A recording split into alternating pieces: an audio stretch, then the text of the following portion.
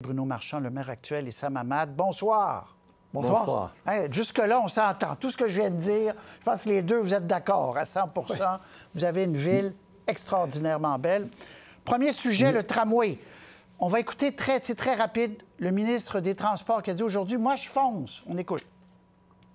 Des questions purement hypothétiques. Mais encore une fois, si à toutes les fois qu'il y a des campagnes municipales, on prenait tous les dires de tous les candidats pour agir conséquemment, on ne ferait plus rien au Québec. J'ai pas l'intention d'arrêter. Alors, j'ai pas l'intention d'arrêter. Bruno Marchand, on connaît un peu votre réponse, mais pour ou contre le tramway, vous êtes résolument pour. Là. Absolument. Absolument. Et pourquoi? Pour plein de raisons que je vous résume rapidement. La première, c'est qu'on va diminuer nos gaz à effet de serre. Donc, on va avoir un impact direct sur nos gaz à effet de serre. Ça va être important. La deuxième, on va enlever 30 000 voitures de la route. Donc, Québec est congestionné. À certains moments, ce soir, c'est difficile de circuler dans Québec. On va enlever 30 000 voitures, donc des gens qui vont prendre le tramway. Et ceux qui ne le prendront pas vont pouvoir circuler plus librement parce qu'il y aura moins de voitures devant eux. Mais dans ce contexte économique très difficile, là, vous avez ouvert le bulletin notamment avec la rencontre de M. Carney et M. Trump, on voit que l'économie se contracte. Ça veut dire quoi? Ça veut dire que pour nos entreprises, même celles qui ne font pas affaire avec les États-Unis, il y a des enjeux, il y a des mises à pied. On voit les taux de chômage augmenter, notamment chez les jeunes. Bien, ce que ça prend dans ce temps-là, c'est des investissements publics. Des investissements publics dans des infrastructures qui, comme le tramway, vont permettre de transformer la ville, mais surtout d'investir dans nos entreprises. On parle privé et public de 12 milliards d'investissements dans nos entreprises pour assurer des emplois chez les jeunes, pour s'assurer que notre monde économique vive bien. Vous dites c'est un moteur économique en plus de tout le reste. Sam Hamad, vous êtes toujours contre, totalement, là. Le 2 novembre, si les citoyens de Québec votent pour nous, le projet de tramway, c'est terminé. Pourquoi? Parce que ce n'est pas un bon projet pour Québec. Le problème de mobilité, c'est aujourd'hui, ce n'est pas dans 15 ans. Les avantages pour enlever moins de gaz à effet de serre, ça va être la même proposition que nous faisons. Notre proposition est simple, c'est un SRB. Ce que vous avez à Montréal, d'ailleurs, vous avez un SRB plus rapide. Il va servir les banlieues comme le centre-ville. C'est important parce que moi, ce que j'entends partout dans la région de Québec, à Charlesbourg, à Beauport, à Val-Bélair, ils ont besoin de régler le problème. Aujourd'hui, ils ont besoin d'un transport structurant et notre projet répond. En plus, c'est moins cher, 4,2 milliards, et en même temps, ça va permettre aussi le développement immobilier de 4 milliards autour. L'autre élément qui est très important, notre projet n'est pas intrusif, c'est-à-dire qu'il n'y aura pas magané le centre-ville pendant 5 ans. Et l'autre élément aussi, je veux mentionner, on prend le même tracé que l'étude de la Caisse de dépôt jusqu'à l'Université Laval. La seule différence, on n'y va pas dans le centre-ville. On aura un SRB sur le boulevard Charest qui va aider à développer Charest puis développer la ville davantage. Et vous dites, j'ouvre une parenthèse, puis les deux, vous allez avoir le même temps pour répondre. Vous dites, Sam Hamad, conséquence de ça, entre autres, j'enlève la taxe sur l'immatriculation de 60 $.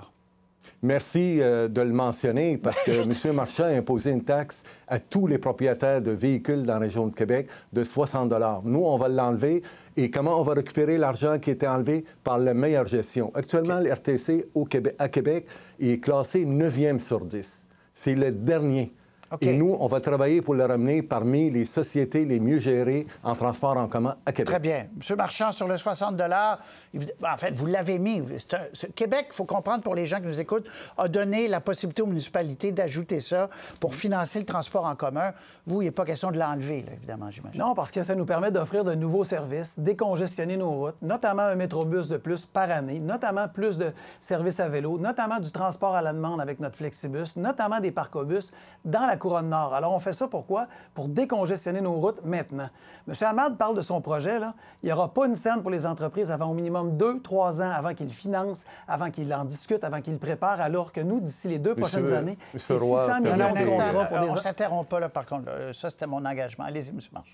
C'est 600 millions de contrats sur les 2 prochaines années pour les entreprises de Québec et du Québec, alors que l'économie ne va pas très bien. C'est maintenant qu'on en a besoin. On n'a pas besoin de prendre un serpent et de revenir à la case départ, comme nous propose M. Hamad. On a besoin de le faire maintenant.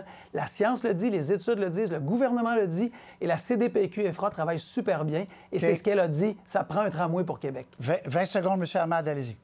Monsieur Roy, correction importante, la moitié de la taxe sur l'immatriculation va pour payer la dette, ça c'est reconnu. Maintenant, pour les infrastructures, nous allons utiliser tous les travaux, la majorité des travaux préparatoires exécutés aujourd'hui pour le projet, parce que notre projet, c'est exactement le tracé planifié, préparé par la Caisse de dépôt. Deuxième élément, Pour le projet de tramway, ce n'est pas avant 2027 que la Caisse va déposer le projet pour approbation, pour go, no go, par le gouvernement. Nous, on va aller de l'avant parce que nous prenons le contrôle sur notre projet dans notre ville et nous allons de l'avant le plus rapidement possible en 2025. Temps égal pour les deux, tout va bien. Troisième lien.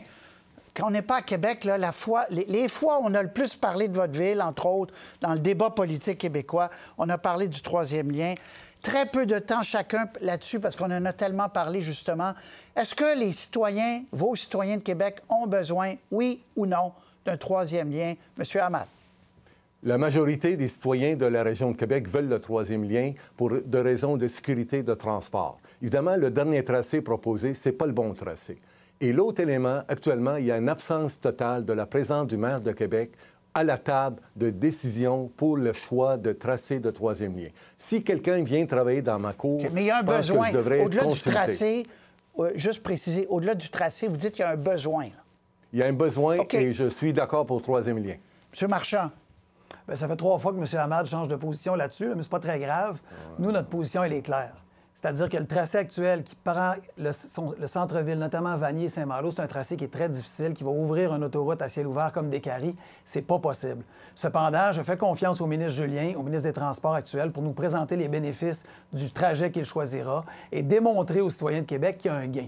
Présentement, débarquer 30-40 000 voitures de plus sur la capitale à cet endroit-là qui est présenté, ça n'aidera pas les citoyens de Charlesbourg et de Beauport, ça fluidifiera pas Québec. Par contre, M. Julien travaille et on travaille avec lui pour voir quelle sera la suite, qu'est-ce qu'il mettra en place pour voir quels sont les bénéfices pour les gens de Québec. On ne demande que ça. OK. Donc, c'est un peut-être dépendant du projet puis où il est situé. Là-dessus, vous vous rejoignez à certains égards. L'itinérance, oui, on ne pourra pas vider le sujet, c'est évident, c'est complexe. Mais M. Marchand, vous aviez dit, lors de la dernière campagne, on va le diminuer à Québec. Il y a eu une augmentation de 16 Pour donner une idée aux gens, là, c'est 117 personnes de plus dans les rues. Qu'est-ce qu'on fait dans le prochain mandat, si vous êtes élu, M. Marchand, pour régler, en tout cas apaiser ce problème? Oui, vous avez raison que c'est un enjeu. On est chanceux à Québec sur un petit plan, c'est qu'on en a moins qu'ailleurs en proportion. Cependant, c'est insuffisant comme résultat. Il faut en faire plus. Et faire plus, ça veut dire quoi? Ça veut dire des initiatives comme Porte-Clés, des groupes communautaires qui sortent des personnes itinérantes de la rue et qui obtiennent la stabilité résidentielle. Et c'est pour ça qu'on a, avec le monde philanthropique, avec le monde privé, la famille Choquette, doublé le financement pour sortir 2 fois plus de personnes itinérantes. Mais il faut s'occuper aussi des citoyens et des commerçants. C'est pour ça qu'on a doublé notre équipe de police pour la sécurité sur la rue. C'est pour ça qu'on améliore la luminosité. C'est pour ça qu'on enlève les graffitis. C'est pour ça qu'on travaille à la propreté. C'est pour ça qu'on ramène des résidents dans Saint-Roch pour créer un quartier mixte, un quartier vivant, un quartier effervescent. On a 1800 constructions, 1800 portes en construction présentement. Il y a vraiment une effervescence qui va se matérialiser de plus en plus et qui va redonner ses lettres de noblesse à ce quartier-là. On y travaille très fort, on a des résultats et on n'arrêtera pas tant qu'on n'aura pas les résultats qu'on souhaite, notamment à terme, de sortir toutes les personnes itinérantes de la rue. M. Hamad, itinérance, qu'est-ce que vous faites de différent? M. Marchand a promis zéro itinérance. Son bilan, finalement, c'est zéro. Nous, ce que nous allons faire, 10 millions par année pendant 4 ans. Premièrement, augmentation du nombre de policiers et plus d'efforts pour attaquer les vendeurs de drogue et le commerce de drogue. Deuxième élément, aider les organismes communautaires pour s'en sortir davantage les itinérants, aider les commerçants et aussi, évidemment, une ville doit faire sa job dans la propreté, dans la lumière. Et l'autre élément que M. Marchand néglige, c'est entretenir les parcs. Le parc Jean-Paul Lallier, aujourd'hui, est désastreux, ce parc-là. Pourquoi? La raison que M. Marchand dit, on va attendre le tramway pour réparer la fontaine de Jean-Paul Lallier, l'ancien maire de Québec, qui a lui-même revitalisé Saint-Roch. Nous, on va le faire immédiatement. On n'attendra pas le tramway pour revitaliser, pour travailler, pour réparer la fontaine de Jean-Paul Lallier, qui est un symbole pour nous, à Québec, de revitalisation de Saint-Roch. Un mot là-dessus, M. Marchand, sur des endroits en décrépitude. Vous en avez, plusieurs villes en ont, mais vous en avez aussi. Oui, mais M. Hamad, évidemment, se plaît à noircir le portrait. Le parc Jean-Paul Lallier, il est loin d'être ce qui est prétendu par M. Hamad. Là. Ça fait longtemps qu'il est parlé. Ça paraît qu'il n'habite pas Québec. Là. Non, c'est pas vrai. Le parc Jean-Paul Lallier, présentement, il est entretenu, il est fleuri. C'est la fontaine qui a un enjeu. Et non, on ne fera pas les travaux en double. Non, on ne payera pas 2 fois. On va faire les travaux en continu avec les travaux routiers qui sont à côté. Et oui, on va le faire une fois par efficacité financière. C'est comme ça qu'on a géré cette ville. C'est ma plus grande réalisation, la gestion financière de cette ville depuis 4 ans.